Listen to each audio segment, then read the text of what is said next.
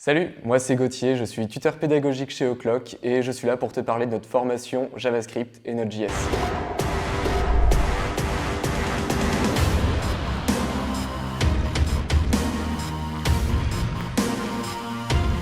Pour une formation comme ça, il fallait une musique qui donne envie de faire au moins 20 tractions sans les mains. Mais bon, on n'est pas là pour parler fitness, on est là pour parler développement web et on va le faire en commençant par les objectifs de notre formation. Notre objectif, c'est de t'aider à réaliser les tiens.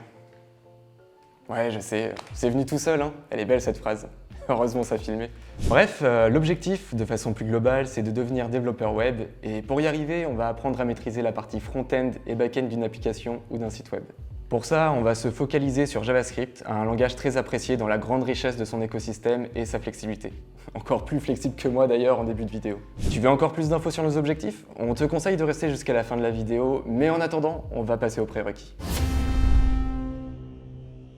Cette formation a été faite pour les débutants qui veulent devenir développeurs web professionnels, et qui dit débutant dit pas de prérequis. Enfin, presque pas. Il faut juste passer par ce qu'on appelle le chemin vers O'Clock. C'est un parcours d'inscription qui va tester tes connaissances en informatique, en anglais ou encore ta capacité de logique, mais surtout la motivation qui est nécessaire pour devenir développeur web. Alors, comment va se passer la formation? Très bien déjà.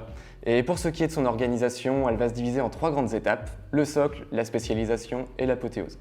Pour que tu visualises bien tout ça, on va ajouter un petit support visuel. Voilà, c'est parfait comme ça. Alors, comme tu peux le voir, on va commencer avec le socle.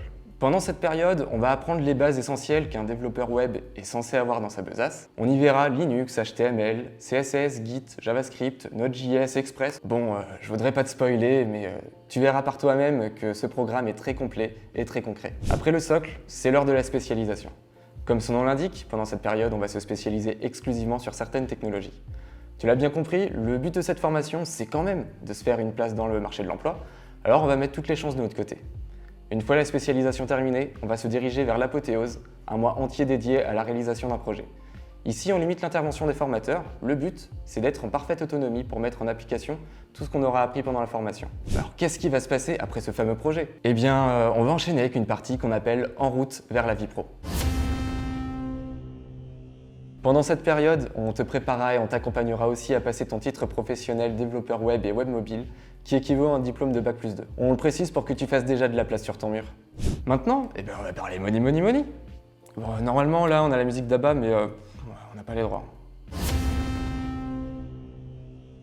Bon, on va être honnête, l'administratif en France, c'est pas un puzzle à 4 pièces. Du coup, si tu veux réussir à financer ta formation, il vaut mieux être bien préparé et bien accompagné.